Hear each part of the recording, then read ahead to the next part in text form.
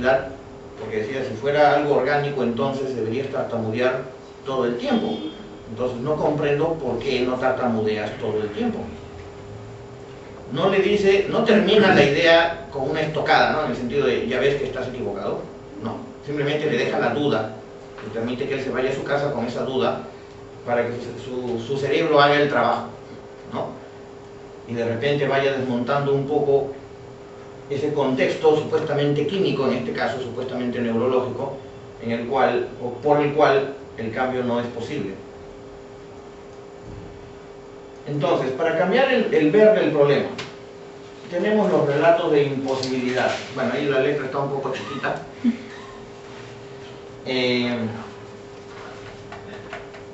Esos relatos de imposibilidad son, como su nombre lo indica, narraciones según las cuales el cambio no es posible por una u otra razón. Ejemplo, es un fronterizo, es un borderline, ¿no? Con personalidad limítrofe y no puede controlarse. Nunca cambiará, es clavada como mi madre, ¿no? Es igualita a mi madre, ¿no? Salió a ella, heredó sus genes. Relatos de culpa. Los relatos de culpa presuponen malas intenciones o características negativas en uno mismo o en los demás. O sea, ellos se consideran negativos o consideran que los otros son negativos. ¿Sí? Muy bien. Luego tenemos, por ejemplo, como ejemplo, ¿no? Solo intenta llamar la atención. O sea, que el comportamiento que está teniendo tiene una mala intención, llamar la atención. O que no sigue, que no tiene otra intención por lo bajo, ¿no? O todo es por mi culpa, quieren volverme loco. Relatos de invalidación. Estos relatos rebajan el valor de la experiencia personal o los conocimientos del cliente, tienden a menospreciarlo. Por ejemplo, necesita expresar su rabia por la muerte de su padre, es demasiado sensible, es usted demasiado emotivo, o sea, como que tiene siempre algo, ¿no? Un déficit, una minusvalía por exceso o por déficit. Relatos deterministas. Los relatos deterministas presuponen que en el fondo las personas no pueden evitar hacer lo que hacen, ni pueden influir en las circunstancias de su vida, o sea, como que están siguiendo una especie de destino fatal, ¿no? Dictado por algo o por alguien. Por ejemplo, si ese profesor supiera llevar la clase, mi Kate, mi hija, no tendría esos problemas en la escuela. O sea, es culpa del profesor. Como me crié en una familia donde el silencio era la manera de expresar la ira, cuando me enfado, no abro la boca. ¿No? Si no me fastidiara, no le sacudiría, o sea, no le pegaría. O sea, le pego porque me fastidia. No hay otra, no es posible pues, cambiar eso, ¿no? Mientras me fastidien, tiene que atenerse a las consecuencias. O'Hanlon plantea que se cambia de tres maneras. Primero, transformar ese relato reconociendo y suavizando o añadiendo posibilidades. O sea, el relato no tiene que ser cuestionado, no tiene que ser confrontado, porque esos relatos no son suaves, no son simples ideas, son creencias, son un tanto pesadas, ¿no? Si han sido incorporadas fue por alguna razón y son mantenidas a pesar de que generen problemas.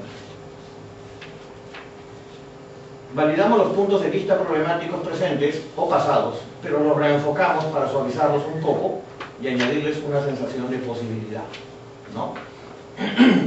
O sea, podemos de repente ofrecer, sin descalificar, bueno, entiendo lo que usted me dice, ahora me pregunto qué pasaría si lo viéramos también desde esta perspectiva, ¿no? Y ofrecerle otra nueva forma de entender, que sea, como decirle, muévete un poquito de ángulo a ver si lo ves distinto, ¿no? La persona actuando de esa manera no tiene por qué sentirse cuestionada ni atacada, por consiguiente no se va a cerrar, más bien va a abrirse a la experiencia y eso puede permitir que genere una forma distinta de percepción. Un ejemplo que ponen aquí, una madre puede decir de su hijo, la familia no le importa, cuando quiere hacer algo lo hace y ya está, sin tener en cuenta el daño que nos causa. Aquí se puede reconocer los sentimientos y los puntos de vista de la madre y replantearlos de una forma más suave y menos generalizadora. Así que muchas de las cosas que ha hecho le han dado a usted la impresión de que se interesa más por él mismo que por su familia, ¿no? Entonces, está suavizando el asunto. Es un poquito, pues, empezar a introducir de contrabando los cambios, ¿no? Sin que la persona los detecte. Hacer una reflexión que añadiera una sensación de posibilidad de que las cosas pueden cambiar en el futuro. Así que le gustaría verle hacer más cosas que indiquen que puede anteponer los intereses de la familia a los suyos. O sea, ya está empezando a hablar de hacia dónde quiere que el cambio se dirija, incorporando eso en el discurso de la madre, incluso a veces anticipándose sus propios deseos. O'Hanlon es una persona que recomienda a veces, cuando el terapeuta siente lo que la persona va a decir, decirlo primero, ¿no? Entonces, por ejemplo, parece que a mi hijo la familia no le importa, y me imagino que lo que usted quiere es que le importe. Entonces, ese tipo de respuesta, claro, no hay que abusar de ella, obviamente, puede permitir que la persona se sienta entendida, ¿no? Porque prácticamente me robó la idea, me quitó las palabras de la boca. Solo lo puede hacer una persona que está sintonizada con uno. Pero repito, no abusar, porque si no la persona se va a sentir también ya apabullada un poquito, ¿no? Luego, encontrar pruebas que desmientan el relato, es decir, seguir un poco el discurso del paciente, empezar a suavizarlo un poco, y luego empezar a encontrar esas pruebas que desmientan o que contradigan, sin entrar en contradicción, sino encontrando pruebas. Conseguir que la familia u otras personas interesadas nos digan algo que no encaje con el relato problemático.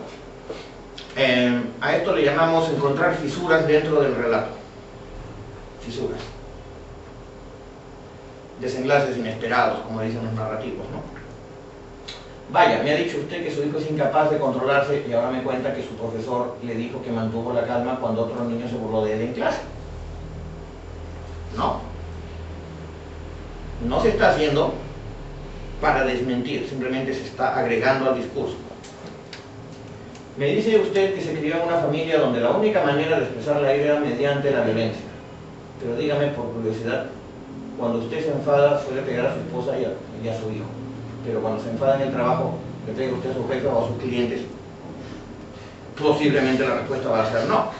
Entonces aquel que dice, cuando me enfado no me controlo, empiezan a salir situaciones, ¿no?, donde sí se controla, pero que él no incluyó dentro de su discurso, ¿no? Entonces son otras posibilidades. ¿Se da cuenta que usted tiene otras posibilidades de reacción o otras posibilidades de cómo usar su ira? Luego, hallar relatos o marcos de referencia alternativos para los mismos indicios o hechos. Hacer una interpretación benévola o más benévola de los hechos. Por ejemplo, usted tiene la impresión de que a él solo le interesa hacer lo que le da la gana y cuando le da la gana. Pero a mí me parece que intenta encontrar una manera de ser independiente y de tomar él mismo sus propias decisiones. Cuando usted se mete tanto con él, la única manera que tiene de demostrar su independencia es rebelarse y resistirse aunque le cause problemas. Entonces es una interpretación alternativa, un marco de referencia alternativo. Se conservan los hechos, pero el sentido que se les encuentra o que se les da es diferente. ¿Crees que tu padre te odia porque te castiga sin salir?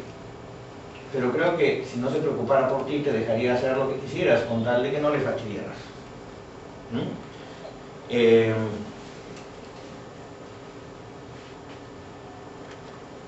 Como no es una imposición, sino simplemente es, bueno, mi versión es, entonces no tiene por qué generar una reacción en contra ni una descalificación de lo que el terapeuta está diciendo.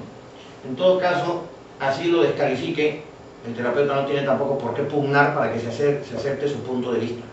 Simplemente lo deja allí y permite que eso surta el efecto que pueda surtir.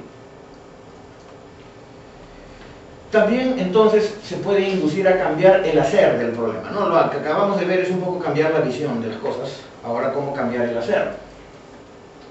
Identificar y alterar pautas repetitivas de acción e interacción que intervienen en el problema. Por ejemplo, la primera manera de cambiar el hacer es interrumpir o deshacer las pautas repetitivas, ¿no? Esto se puede llevar a cabo